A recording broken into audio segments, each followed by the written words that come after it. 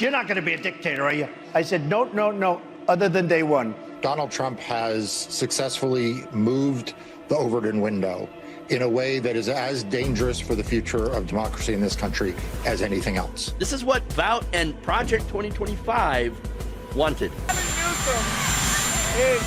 He's daring Tom Homan to come and arrest him. Should he do it? I would do it if I were Tom. I think it's great. They control the Congress, they control the White House, and they control the courts. And so, of course, they're massively overreaching. And yes, they are getting away with it right now. This is clearly a man who cannot tolerate criticism of him or what he does, which is exactly what authoritarianism is all about. The New York Times is just as fake as CNN and MSDNC. They really are the enemy of the people. What he is saying, rather bluntly, if you stand up to Donald Trump, he will punish you. Protesters in Philadelphia, state capitals in California, Minnesota, Michigan, Texas, Wisconsin, Indiana, and others showed up to oppose Trump, Musk, and Project 2025. US and President Trump has overseen America's largest military parade in decades as nationwide protests take place against his leadership. Demonstrations are happening right across the United States today to oppose the Trump administration. Two visions of America. On a day the country's deepening divide was there for all the world to see.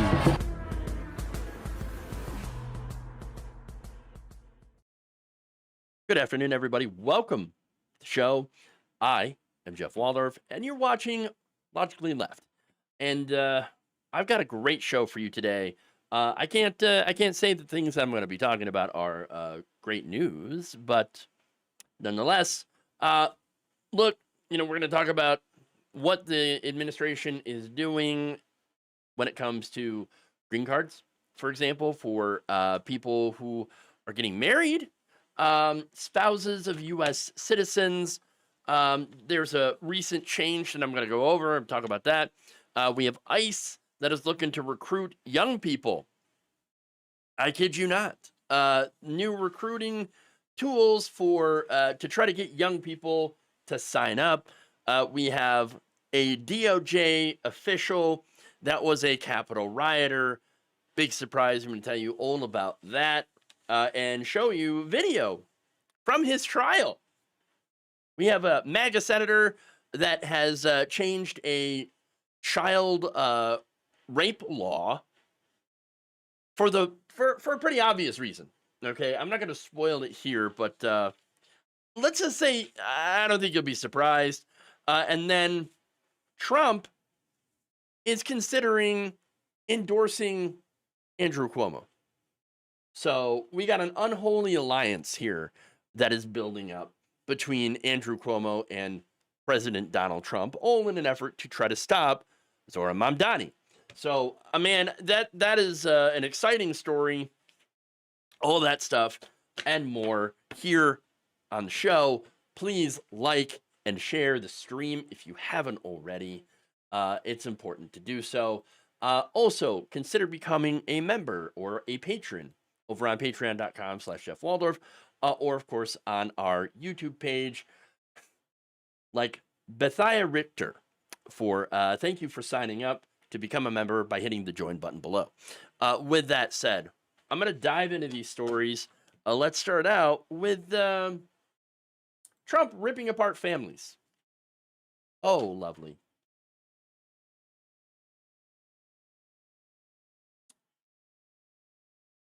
In an ironic twist, the Trump administration is now coming after foreign spouses trying to gain citizenship.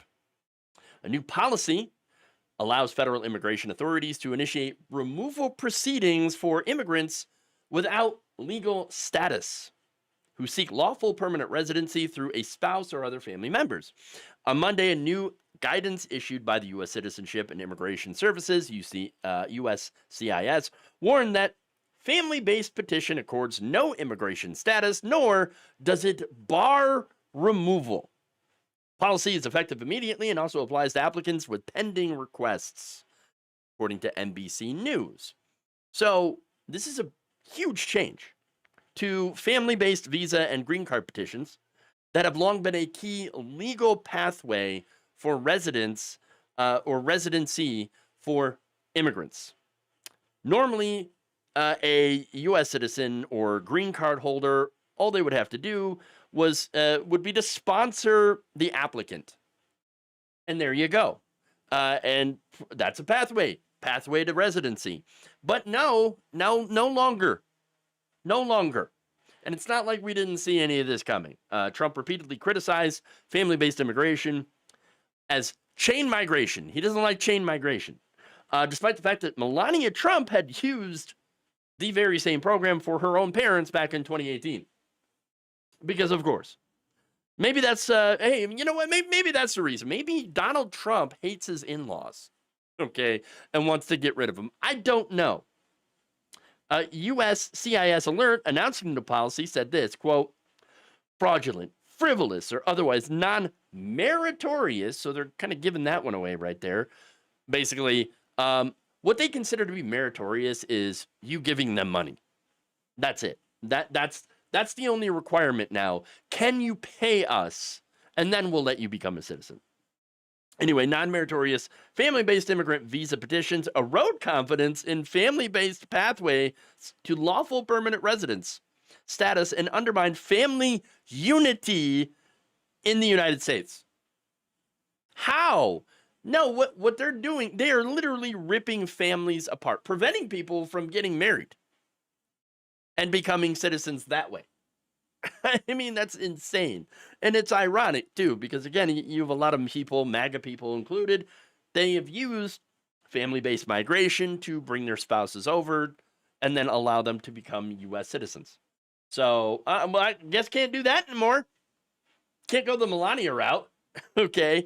Now, to be fair, again, she is an immigrant spouse.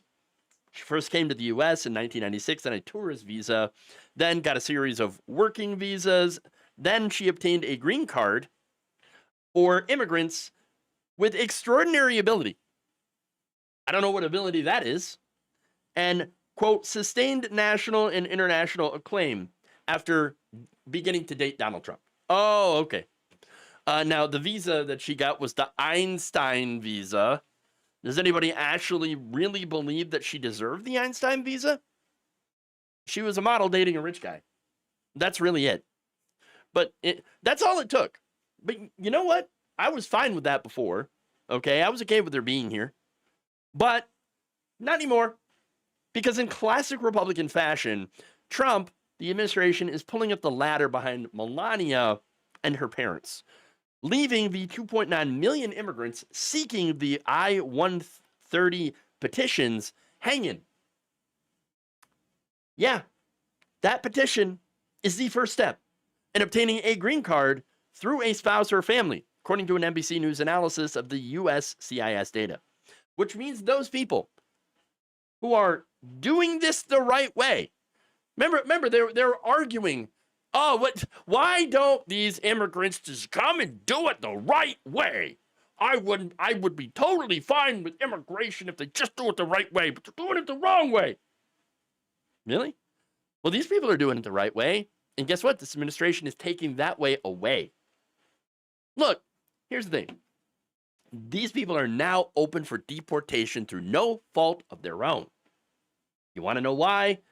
Because, look, a lot of these people are here on temporary visas.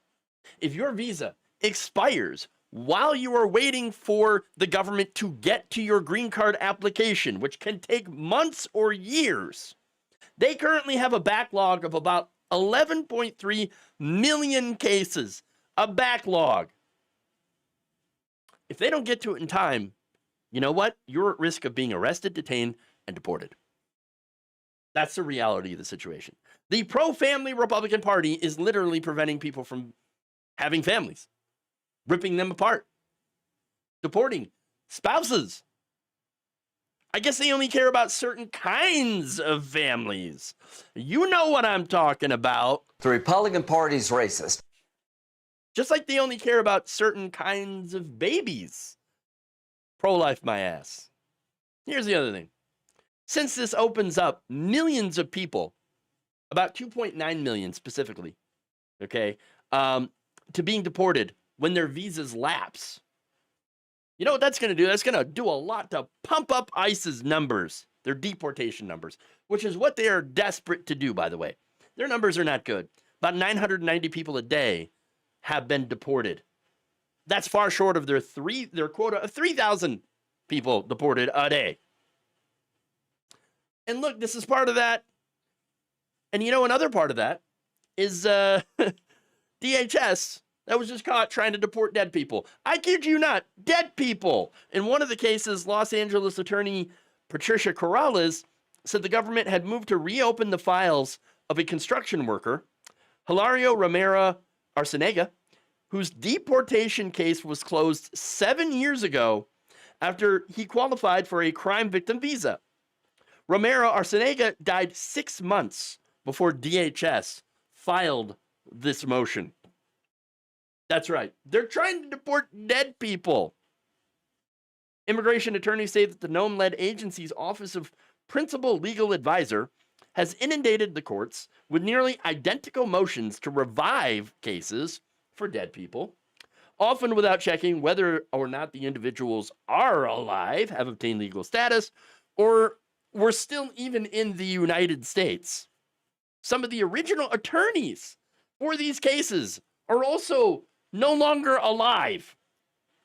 And in other instances, clients have already received their visas or other legal protections, which, again, I guess you don't know if they're going to honor that.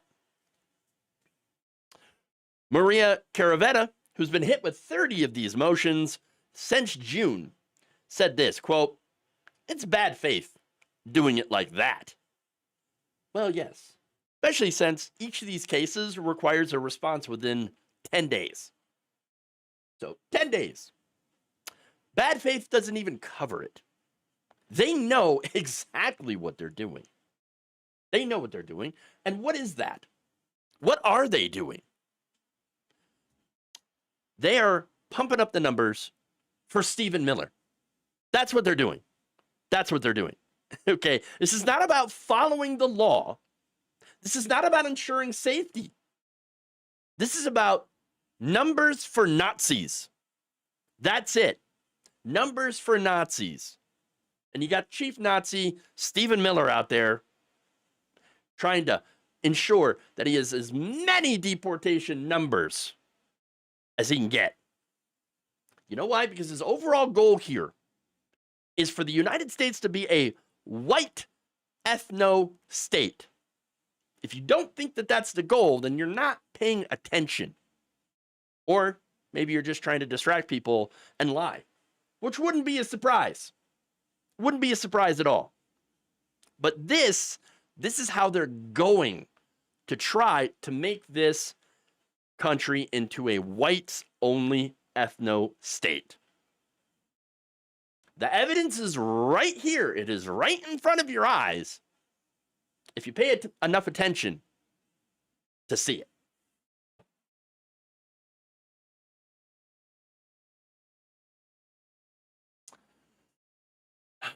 Okay.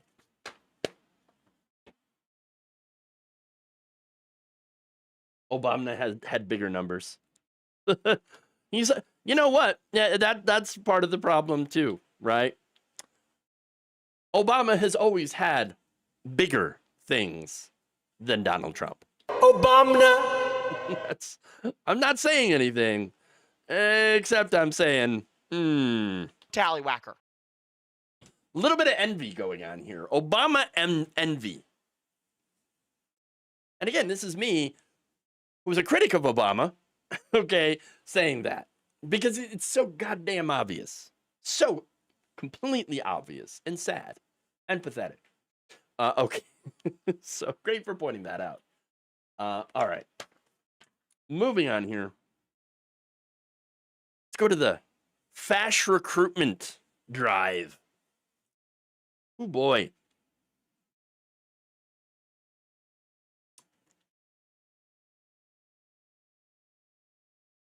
The Trump administration's deportation force is looking to recruit the youth.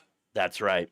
The Department of Homeland Security announced on Wednesday that Immigration and Customs Enforcement will be waiving age limits for new applicants, which opens up applications to people as young as 18, fresh out of high school. Come join the Gestapo. Wow. Previously, applicants had to be at least 21 and no older than 37 or 40, depending on the position. But now, apparently, they're opening it up to everybody. The department hopes that by removing the existing age requirements, even more patriots will qualify to join ICE in its mission to arrest murderers, pedophiles, gang members, rapists, and other criminal aliens from America's streets. I mean, we do have a potential pedophile in the White House right now, but, you know, they're not arresting him. Now, the announcement comes 1 week after DHS launched something called the Defend the Homeland Recruitment Initiative. Oh, boy. Aimed at encouraging brave and heroic Americans to join the agency. Yes, brave patriots. So brave that they cannot even show their faces.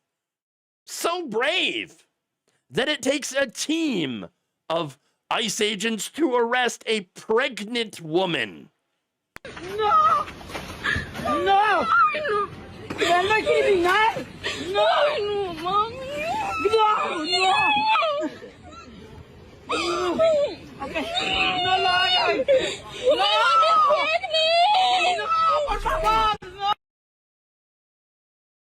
Wow, I'm sure you feel so much safer now getting those terrible pregnant women off the street. It's absolutely disgusting.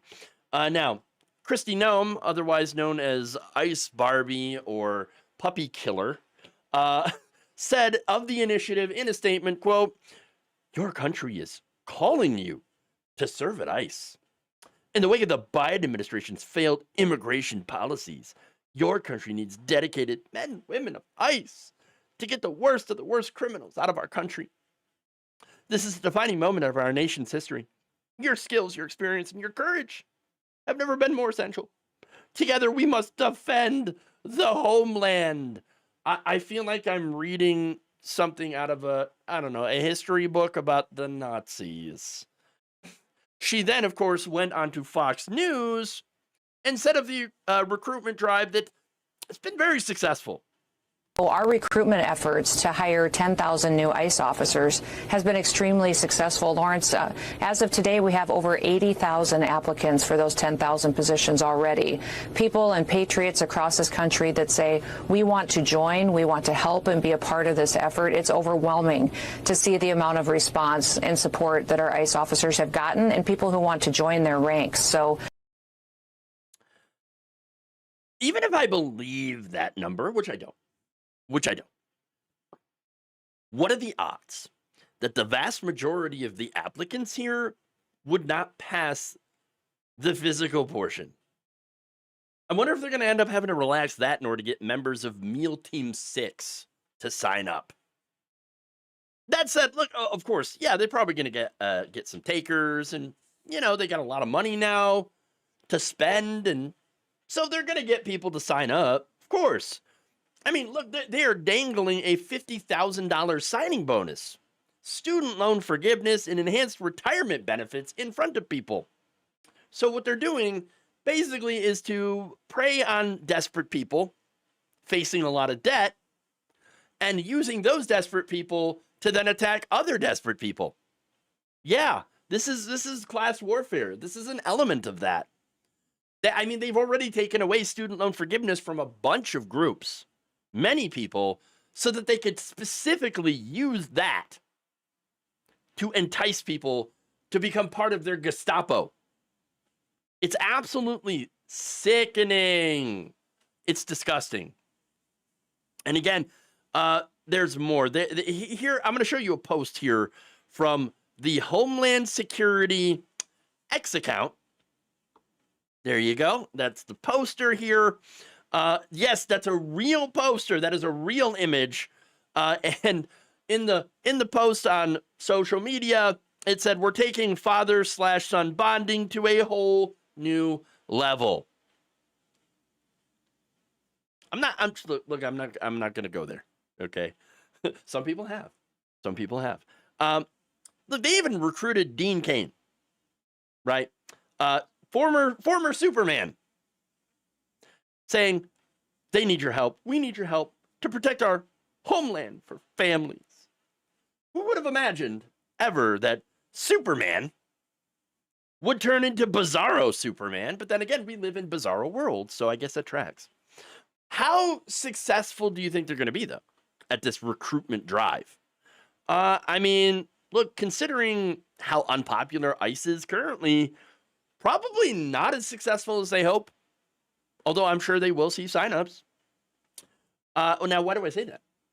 Look, according to a Yahoo/YouGov survey, far more Americans disapprove than approve of the large-scale deportation raids led by ICE in Los Angeles and other cities.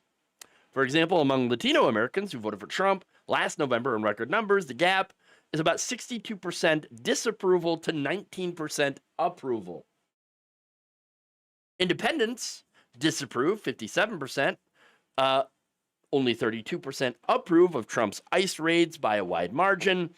There was also a CBS News YouGov poll showing that Americans think that Donald Trump's immigration approach has been too tough.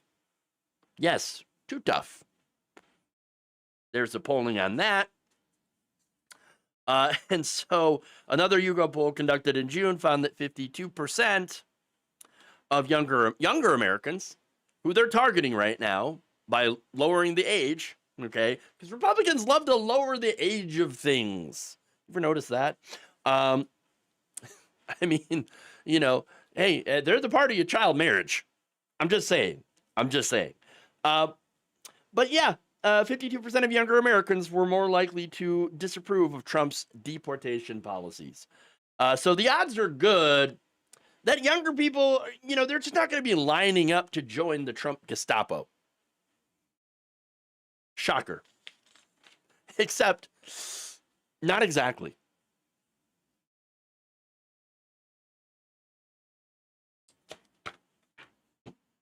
Okay, let's move on here.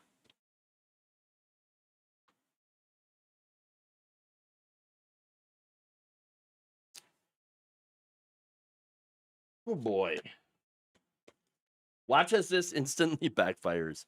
I hope so. A Trump Department of Justice official, unsurprisingly, a January 6th Capitol rioter, that had urged his fellow rioters to murder police officers. You guys are disgusting, man. You guys are disgusting. I'm former law enforcement. You're disgusting. You are the Nazi. You are the Gestapo. You can't see it because you're chasing your pension, right? Your pension, your retirement, right? That's what runs your life, your retirement. The sad thing is they're not even going to get their pension because it's going to be worthless. And shame on you. Shame on you. Shame on you. Yeah. Fuck that. Yeah.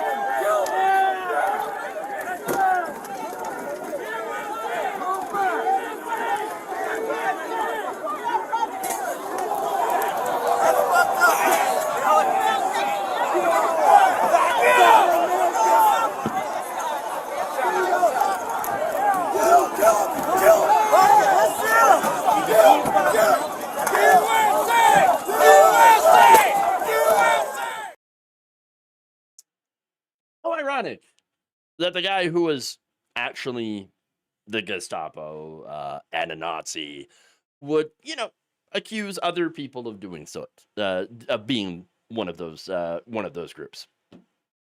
By the way, that was Jared Wise, a pardoned Capitol rioter, who is now a senior advisor at the Department of Justice. Look, they weren't just hiring Capitol rioters to be ICE agents. No, they have literally put them in powerful government positions.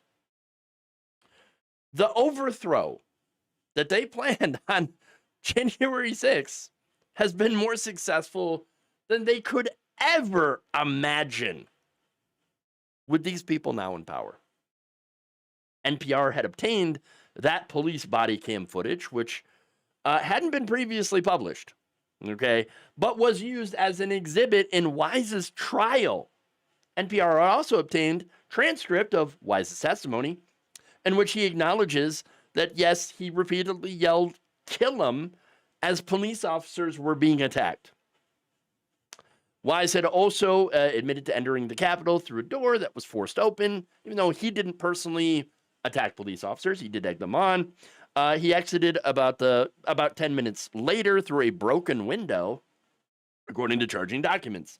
He had remained on the Capitol grounds for hours during the riot. In 2023, prosecutors had obtained an indictment against Wise for civil disorder, disorderly conduct on Capitol grounds, as well as aiding and abetting an assault on law enforcement officers.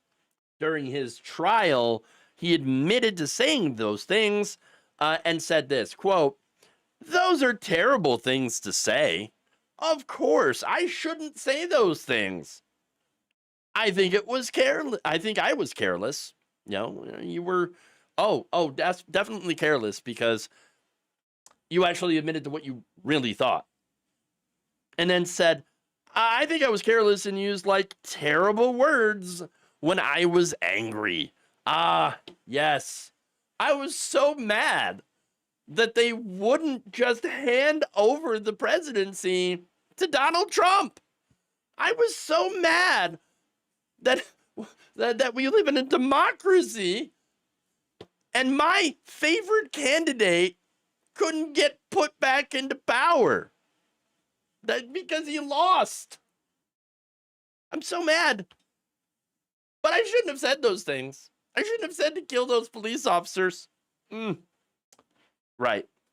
Federal prosecutor then asked him, "You yelled shame on you, shame on you." "I did," Wise replied. "And you meant it or you wouldn't have said it, right?" "I assume, yes."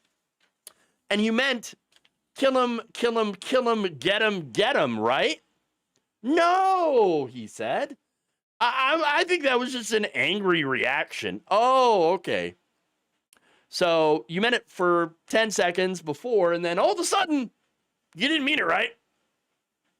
To which he replied, "No, I don't think I meant to kill him. I don't want people to die." "You mean you don't want to get in trouble?" He also admitted that it was probably obvious that he shouldn't have went into the building. No kidding. Now, that said, he didn't get punished for any of this. Why? The day after Trump's inauguration, his case happened to have been dismissed. Oh, of course. And not only was his case dismissed, but he has been hired now as a senior advisor in the Department of Justice, specifically in the office of the Deputy Attorney General, and has been working on internal reviews of alleged weaponization of law enforcement. This is your law and order administration, okay? Apparently, back the blue only applies if you're out there cracking liberal skulls. But if you're actually standing up against a conservative mob, well then, no, we're not going to come after you. Not at all. We're going to let you go and then hire you into the government. According to a DOJ statement, Jared Wise is a valued member of the Department of Justice, and we appreciate his contributions to our team. Oh, I'm sure you do. I'm sure you do. You know that team includes right-wing activist Ed Martin. That's right. Who had previously served on a board providing financial support to these Capitol rioters. As a pardon attorney and director of the administration's weaponization working group, where apparently they're working really, really hard at trying to weaponize government against the Democrats, against Trump's political enemies, using the very people who had attempted to overthrow the government on January 6th. Turns out the riot wasn't even necessary. Wasn't needed at all. They were just able to hand the government over to a bunch of criminal thugs because that's what's going on. This guy, Donald Trump, Ed Martin, all of them. They hate rule of law. They hate the Constitution. They hate this country. That's the reality of the situation. They are the Gestapo. They are. Everything that this administration has been doing follows the Nazi authoritarian playbook. Hitler also launched a failed coup, faced a judicial system that would not or could not hold him accountable, Merrick Garland, and then was able to revive his political career with the support of traditional conservatives on the right. Because, those people are fascists. He got back into power and is doing a legal revolution to dismantle and reshape American government, just like Hitler had done in Germany. Doing a legal revolution to dismantle and reshape the German government. And you know what? Project 2025 is that effort, and they're about halfway done. 47%. And look, Trump has also managed to get the business elite to bow down to him, as well as media. Paramount, CBS, ABC, law firms, all of them are subservient to Donald Trump now and his whims. As Christopher Browning, professor emeritus at the University of North Carolina, had said, quote, "The business community is obsessed with obtaining lower taxes and more deregulation. Nothing else seems to weigh on the scale as long as they get these two things, regardless of the ultimate cost to society and a country. Even the prospect of ruinous tariff wars," which, by the way, the tariffs, they're in effect. They just went into effect today. He said, those tariffs, they don't really have an effect on them. In that sense, they're as diluted and blinkered about the ultimate consequences of Trump as German businessmen were about Hitler. That's it. Paul Lerner, professor of history at the University of Southern California, had also said this, quote, "Trump already has his Ministry of Propaganda, which is Fox News, and he's edging out the mainstream media, which has failed to hold him accountable for 10 years already. Journalists get stories by keeping access to the White House, and if writing critical pieces means you lose your access, eventually only the friendly press will have access." And we've seen that. Look, every single thing that we have warned about happening is happening right before our very eyes. It's happening. Yes, we are now in fascism. That's it. Authoritarianism is here, baby. It's here. We have Capitol rioters serving in government positions, looking to punish their political enemies, the people that tried to hold them accountable. That's what's going on. Okay? Everything that we warned about is here. And it will get far worse before there's even a chance of it getting any better.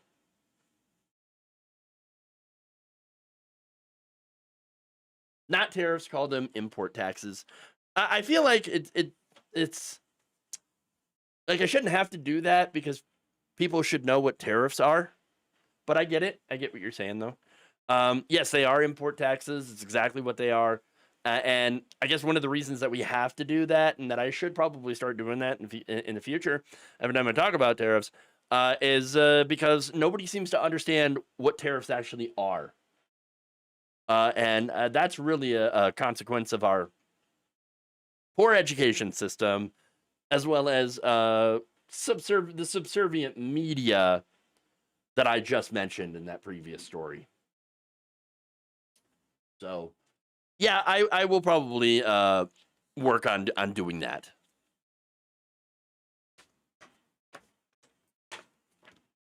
Okay. All right. Move on.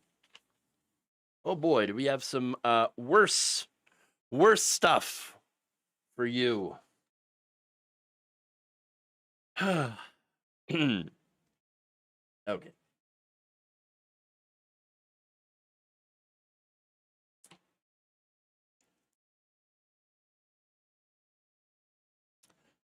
An anti-trans Republican senator in Utah, State Senator J. Stewart Adams, had apparently helped to change a law to try to keep his relative out of jail for the rape of a 13-year-old, a child.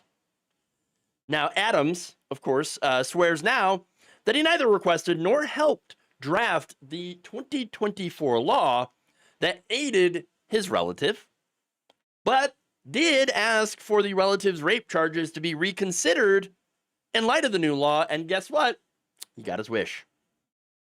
Utah state law says that people under the age of 14 are not allowed to give consent for sex. The old statute required that 18-year-olds receive the first-degree child rape felony charge for having sex with anyone under 13 years of age or younger. Okay, the felony charge also required the rapist to register as a sex offender. The new law, however, allows accused rapists 18 years old and younger to receive a reduced third-degree felony charge of unlawful sexual activity if they're still enrolled in high school. And, of course, would also allow them to avoid jail time and avoid having to register as a sex offender. Of course. Now, before the new law passed, Adam's relative was charged with 2 counts of child rape and 2 counts of child sodomy, all first-degree felonies, and faced up to 25 years to life in prison, as well as a lifetime on the sex offender registry. The relative's plea deal with the state prosecutors, had reportedly reached an impasse prior to this law being passed, according to the Salt Lake Tribune. The new law was then drafted by the relative's defense attorney, Kara Tungaro, and sponsored by Senate Majority Leader Kirk Cullimore, after Adams reportedly confided in him about his relative's legal charges.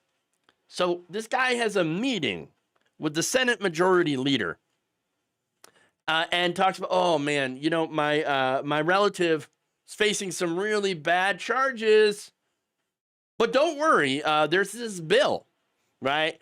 And if you were to advance that bill, I'd really, really appreciate it. And that's exactly what happened. The new law, SB 213, had adjusted various criminal sentences to address what they call unintended consequences or overly harsh or unfair outcomes in various criminal charges, Tungaro said. In this case, the accused rapist, she said, had participated in unlawful adolescent sexual activity, or the rape of a child, but hadn't been accused of using force, coercion, or other violent or manipulative means that would support more serious charges of rape, sodomy, or sexual assault. Attorneys pointed out that under the old law, if the accused rapist had been 17, his victim had been 14 instead of 13, the accused rapist would have been charged with a Class D misdemeanor rather than felony charges. Well, I mean, that makes a difference, though. It's that 18-year-old was having sex with a 13-year-old. That is statutory rape. They cannot consent. And you could also make the argument that this older man might have also engaged in grooming. You know, a groomer. I don't know the details of that, though. I don't know if he had specifically groomed this 13-year-old for sexual activity. I don't know. That said, the changes to the bill passed, and on March 19th, 2024, Utah Governor Spencer Cox had signed the bill into law. 2 months later, Tungaro informed Judge Michael DeRata, the judge who was then presiding over the case, that the accused rapist plea deal would be changed in light of this new law. As a result, the accused rapist ended up avoiding jail time and a lifetime on the sexual offender registry. Yeah. Adams, according to the state's legislative database, voted for SB 213, which passed almost entirely on party lines. All Senate Republicans voted for it. There was one Democrat that voted for it as well, whereas the rest of the Democrats who were present voted against it. Adams' relative then received a second-degree felony charge, which reduced his sentence quite a bit. In fact, he will only serve about 4 years probation, have to complete sex offender treatment, pay a $1,500 fine, and perform 120 hours of community service, which is a lot better for him than a possible 25 to life in prison. Okay, so here we are, though.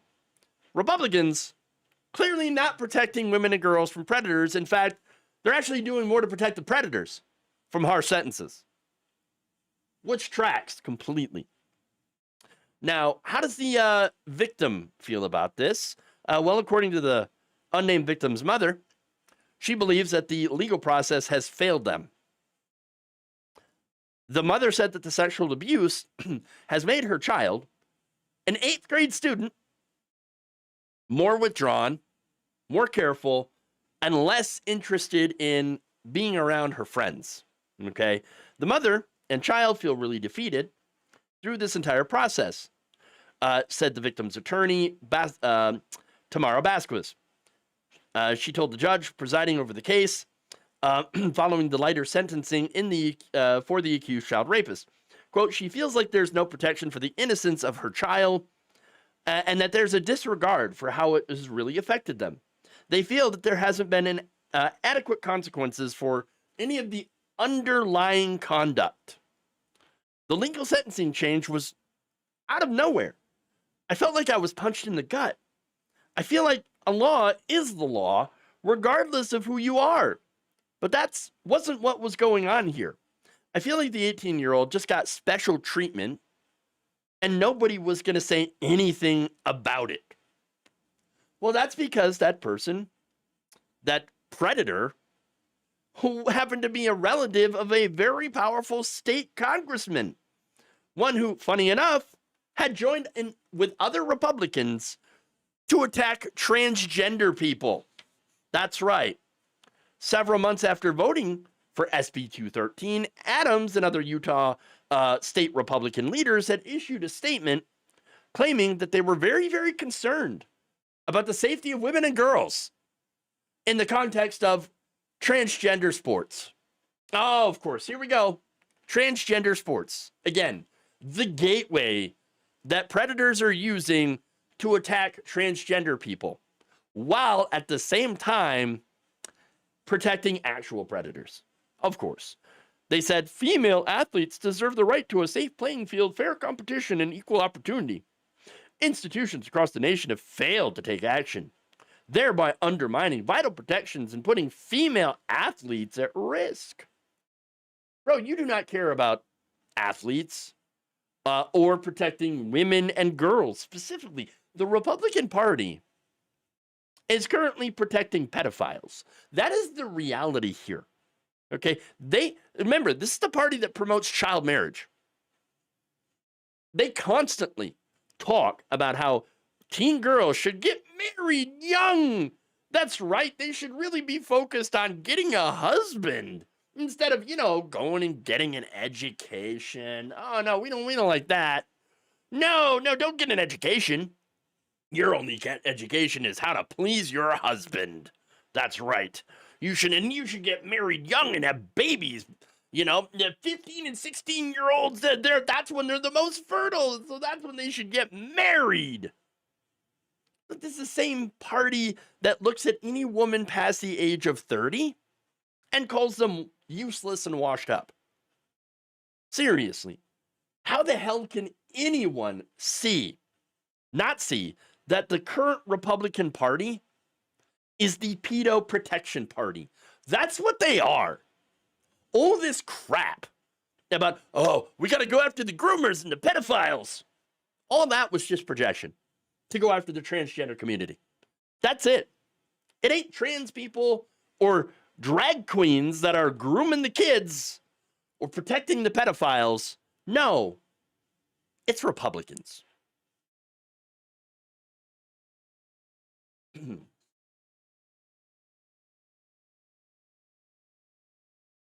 Senate committee in Texas just voted 6-1 for redistricting. Of course they did.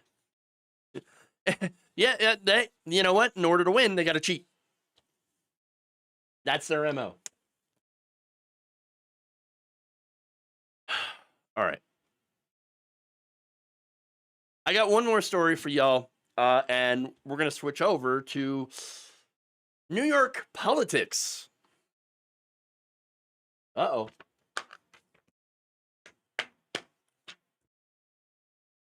All right.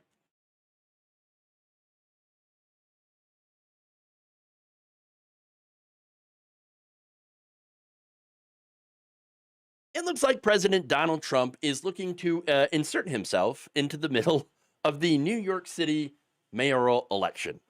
I'm sorry for that mental imagery right there from that word. Okay. Tallywhacker. No, let's not go there. Sexual anarchy. No. Now, the New York Times reported on August 6th that Trump had apparently asked a Republican congressman, along with New York businessmen, about which candidate has the best chance of beating Democratic nominee Zohran Mamdani. Now, the Republican nominee, Curtis Silva, is, it's Curtis Silva. You've also got incumbent Eric Adams and former New York Governor Andrew Cuomo, who are trying to run for that position. Now, both Adams and Cuomo are running as independents, so you would think that the Republican would be a shoo-in for a Trump endorsement, right? But no, it turns out might not be the case.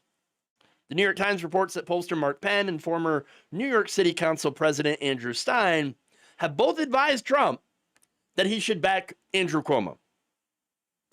Now, the outlet also cites 3 unnamed sources to say Trump had spoken directly to Cuomo on the phone about the race in recent weeks. Now, Cuomo, of course, is denying that.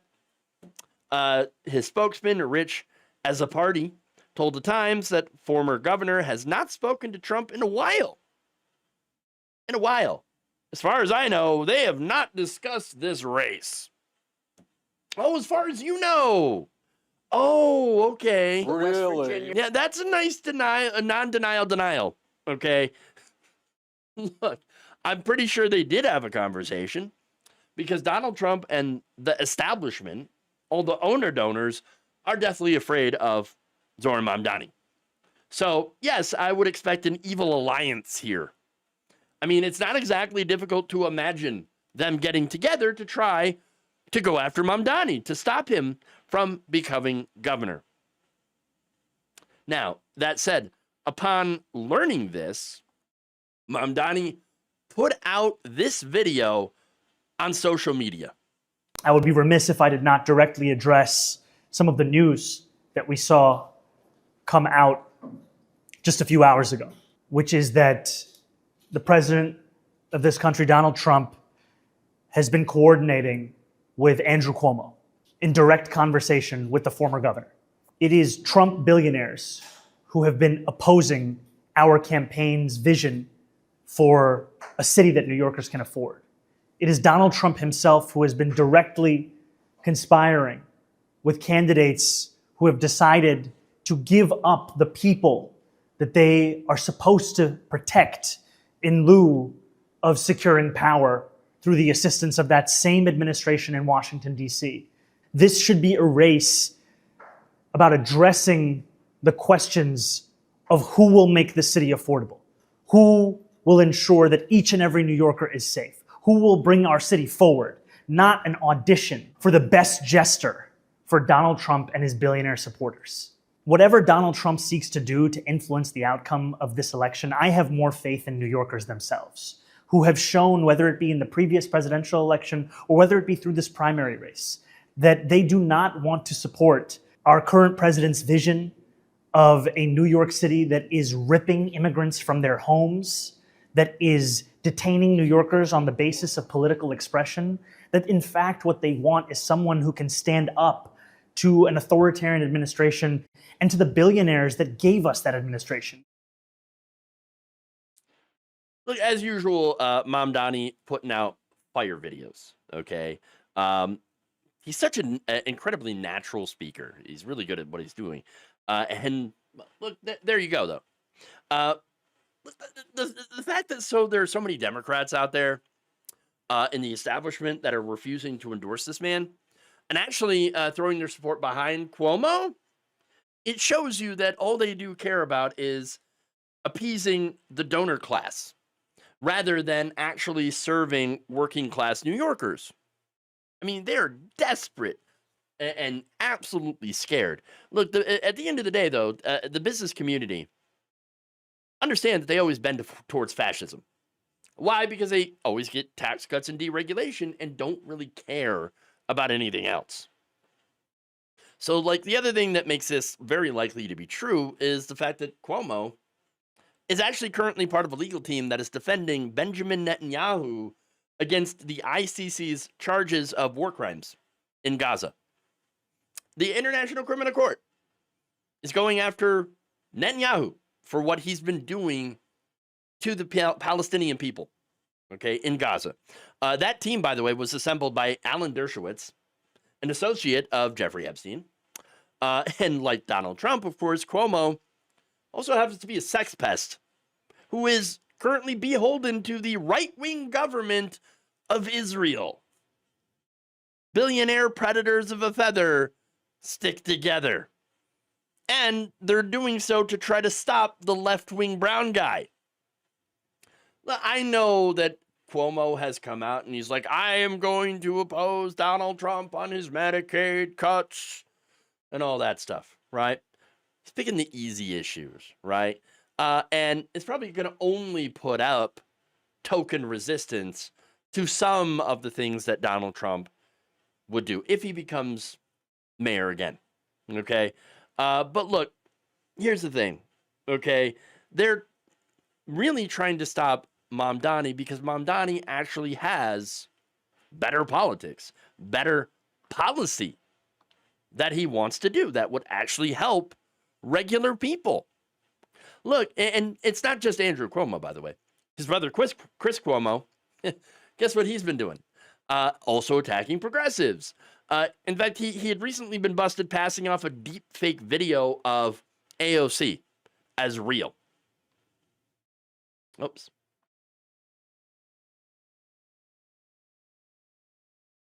It turns out I don't have that image right there. But anyway, look, they're doing everything that they can to try to sabotage progressives. Everything that they can. Even lying about deep fake videos and lying about phone calls to Donald Trump. And look, even trying to have an unholy alliance with Donald Trump to get an endorsement. I don't think that's going to help him in New York City. But that's what they're trying to do. Hopefully all of this ends up, of course, shooting Cuomo's campaign in the foot. I mean, already, though, good news, Mamdani's crushing in the polls. It's got about 38.1% support as of recent polling this week, followed by Cuomo, who's at 25%. Republican nominee Curtis Silva is in third with 15%, and followed by incumbent mayor Eric Adams with just 11.5%. I think it's polls like that, as well as, again, the policies there that are going to tax the rich and actually help working class people that scare the shit out of Donald Trump and his establishment enablers.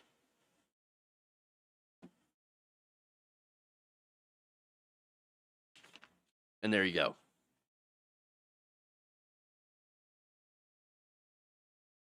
Somehow I forgot to put that put that image in there. That is weird. Weird, wild stuff. Let me see if I have that. Huh. Yeah, weird. Weird. Okay, but anyway, that's the show today. Hey, if I can go one day without a mess up on my side, that would be great. But you know what? No matter what, we're going to do it live. We'll do it live! And you'll never see me have a meltdown like that. If anything, it's funny. But anyway. All right, so look, thank you for watching. I do appreciate it. Consider becoming a supporter, supporting the show by going to our Patreon, patreon.com/jeffwaldorf. Wouldn't it be nice if I could actually hire an editor or a producer full time so that we don't have these issues? That would be awesome. But I could only do it if I get a lot more support. Okay, a lot more support. So yeah, sign up, become a patron, or become a channel member. if you're on YouTube, or a subscriber if you're on our Facebook page with a subscription. It's a cup of coffee. That's how much it costs. So not super expensive. So if you can afford to throw me a couple of bucks, I appreciate it. It helps me continue to do the work that I'm doing here. With that said, that's it. Gonna have a great show tomorrow. Hopefully you enjoyed the show today. And sign up, support us, all that stuff. Like and share the stream. All that stuff helps out. And I appreciate all of you. So thank you for watching. Thank you all. Love you. And remember, change begins with you. Good night, everybody. We'll see you back here tomorrow.